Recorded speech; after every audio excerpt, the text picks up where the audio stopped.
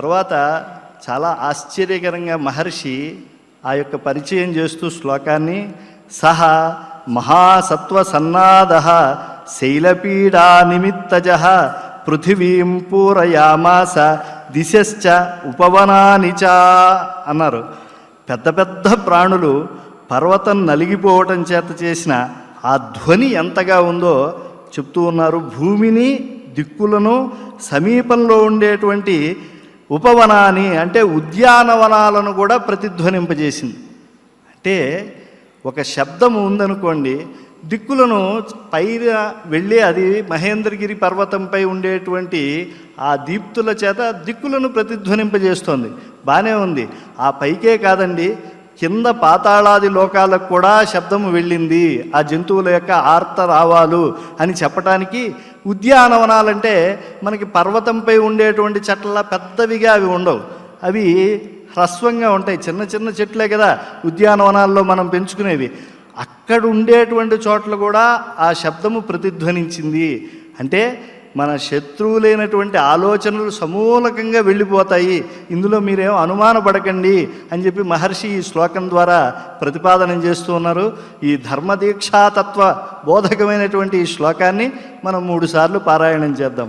సహ మహాసత్వ సన్నాదః శైలపీడా నిమిత్తజః పృథివీం పూరయామాస దిశశ్చ ఉపవనాని చ సహ మహాసత్వ సన్నాదః శైలపీడా నిమిత్తజః పృథివీం పూరయామాస దిశశ్చ ఉపవనాని చ సహ మహాసత్వ సన్నాదః శైలపీడా నిమిత్తజః పృథివీం పూరయామాస దిశశ్చ ఉపవనాని చ.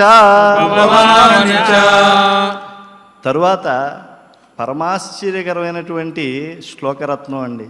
సుందరకాండలో ఈ యొక్క 19వ శ్లోకంలో మహర్షి అంటున్నారు, శిరోభి పృథుభి సర్పా వ్యక్త స్వస్తిక లక్షణై వమంతః పావకం ఘోరం దదంశు దశనై శిలాః.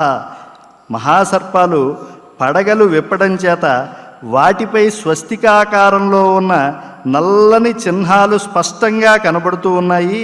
పెద్ద పెద్ద తలల నుండి భయంకరమైనటువంటి విషాన్ని కక్కుతూ దంతాలతో శిలలను కరిచాయి అని చెప్పారు.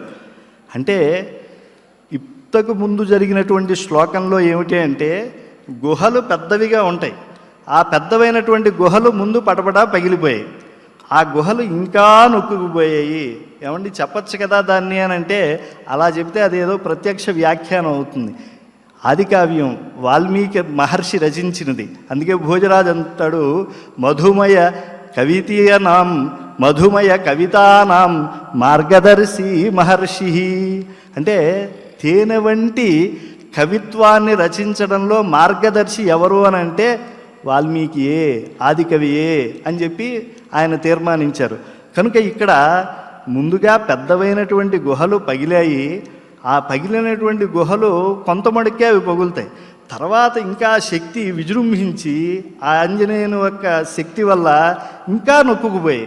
ఎంత నొక్కుకుపోయాయి అంటే సరీసృపములు, అంటే నేల మీద పాకేటువంటివి ఏవైతే ఉన్నాయో సర్పములు, అవన్నీ కూడా నలిగిపోతూ అవి కూడా తమ యొక్క ప్రతిచర్యలను చేస్తూ ఉన్నాయి అని చెప్పి ఈ శ్లోకం ద్వారా చెప్పారు.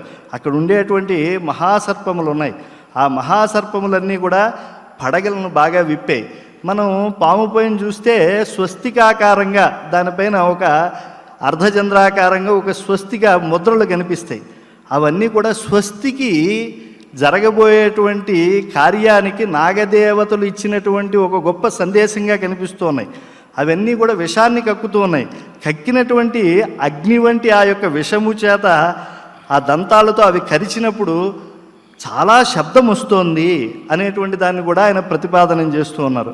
చాలా అద్భుతమైనటువంటి ఈ శ్లోకాన్ని మనం 3 సార్లు పారాయణం చేసుకుందాం. శిరోభిః పృథుభిః సర్పాః వ్యక్తా స్వస్తి